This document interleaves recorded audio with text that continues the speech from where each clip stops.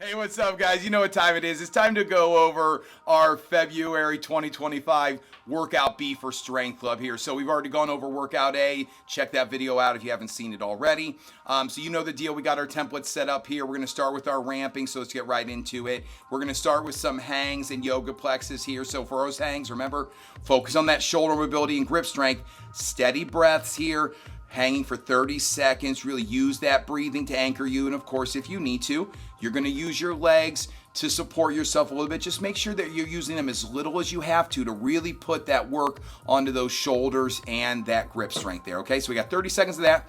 Then we're gonna go over to our yoga plexus. For our yoga plexus, remember, you're gonna straddle the box here. You wanna get set up so that your shoulders are over your wrists, squeezing that back glute. You can always take that back knee down to the floor if you need to as well, but you're gonna open up here, make it a big circle. Remember to follow your fingertips with your eyes here. So really open up. When you follow with your eyes, you're gonna get a lot more mobility, a lot more range of motion there.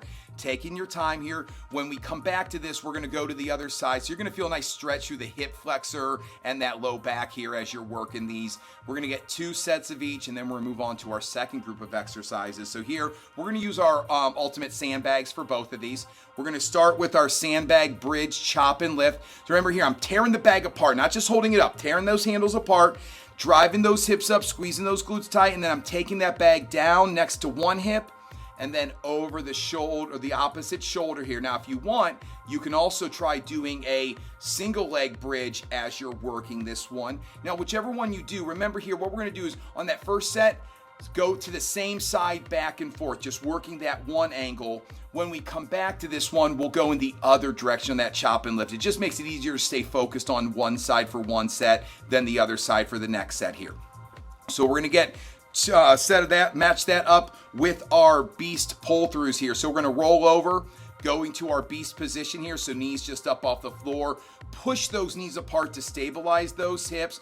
Try to keep those hips from shifting on you, slowly pulling that bag through. You don't have to rush the reps on this one. It's 30 seconds no matter what. If you need to, you can also work from a plank position. You can also take that pull throughout and just focus on that beast position here as well. So we're gonna get 2 sets of each of those, and then we're gonna move on to our next group of exercises. So for our total body work here, right, this is designed just to get the body woken up, get all those muscles feeling good, warmed up here. Typically we go with some sort of power exercise here. We're gonna get a lot of speed and power out of it. It's a little bit different this month. For this month, we're gonna focus on exercises that challenge our patience, if you will. But they're gonna take time. We're gonna slowly work these, and these are like long chain exercises. So it just means that there's a couple different movements we're putting together here. They're gonna take a little bit more time. Give yourself that time to focus on your reps and the quality of those reps. It's not about heavy weight here as well. So that first exercise we're gonna do here is a new one for most of you, which is our alternating half kneeling overhead, single arm overhead press. So you can see here, it doesn't matter which half kneeling position you start with, but one leg or the other. Now I'm gonna press with that opposite arm, pull it back down, switching that leg, pressing with that opposite arm, pull it down, switch legs. So again, this one takes time. Now we're gonna do 10 reps to each side. Now here I'm using kettlebells, which you're welcome to. You can also go with dumbbells if those feel more comfortable here, but make sure you're in that tall kneeling or that tall half kneeling posture, which means ear over your shoulder, hip and knee. Bring that foot in front of you, squeeze that kneeling glute. So right here, for example, I'm gonna squeeze that left glute as tight as I can as I drive up with that left arm. Coming over the side, now I'm squeezing that right glute as tight as I can. Back and forth here for 10 reps on each side, so 20 total. And then from there, we're gonna go over to the kettlebell for our kickstand RDL. So again, this one's gonna take some time. Remember with the kickstand RDL, we're just taking a little step back, as little weight as you can put on that back foot. We are trying to keep all that weight, all that work on that front leg here. So you can see Coach T's got that foot just a little further back. Now notice how she's keeping a nice flat back, pushing her hips back as well here, not just bending over, sitting into it here, focused on that weight being done, that work being done with that left leg here. We're gonna do 10 on one side, and then 10 on the other. So this is a lot of reps for these two exercises. Keep the weight a little bit lighter, especially weight that you feel confident with, but this isn't about heavy weight at first. Remember, in the first week, we're gonna find out if a weight was too light. We'd rather find out it was too light than find out it was too heavy here, so we can keep taking that weight up, but we're gonna get 10 presses on each arm and then 10 kickstand RDLs on each leg here. 2 sets of that, and then we're moving on to our strength sets. So for our strength sets, just like workout A, for this month, we're gonna work our supersets. For those of you that don't know, a superset is 2 exercises, 2 complementary exercises using complementary muscle groups, similar muscle groups. But we're gonna do those 2 exercises back to back with as little rest in between as possible. So this is really gonna focus a little bit more on strength endurance as opposed to just, heavy weights here. So the first superset we have here is our chin-ups and sled rope pull. So we're gonna go over the bar for those chin-ups. We're gonna work 8 of them.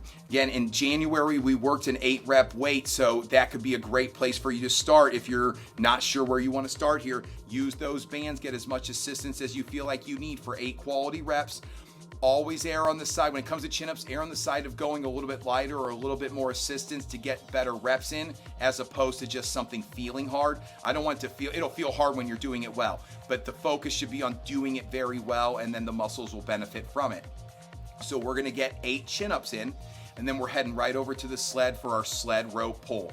So you're gonna get set up at the end of that sled, reaching with one arm. Remember, as you're reaching, you're gonna rotate with that arm, you're gonna pull with the other here. So you're reaching and rotating the entire time here. Keep those knees pushed apart, sit into it here, so make sure you're using your legs as little as you need to. Now, as you're getting down to the end of the rope, you're gonna start to feel tired. Maybe you do need to use those legs for a couple of reps. That's okay. But make sure it's a weight that you feel like you can control with your upper body and not need to rely on your lower body from the get-go there, okay? So 8 chin-ups, then we're over to the sled, one way down. The next person will take it back on their next set, okay?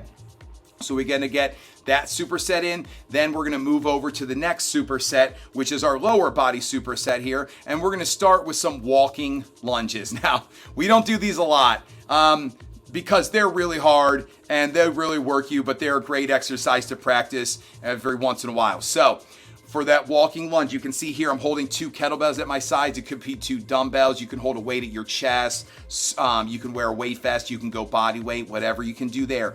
But when you take these walking lunges, notice how I'm taking that step forward, making sure I'm set. Now, I'm leaning slightly forward as I go down and drive back up. And what you want to look for is that line between your shoulder, hip, and back, or that knee that's going down toward the floor. You want a straight line there, so there's gonna be a bit of an angle, and that way I'm gonna drive forward and up as I'm working this one.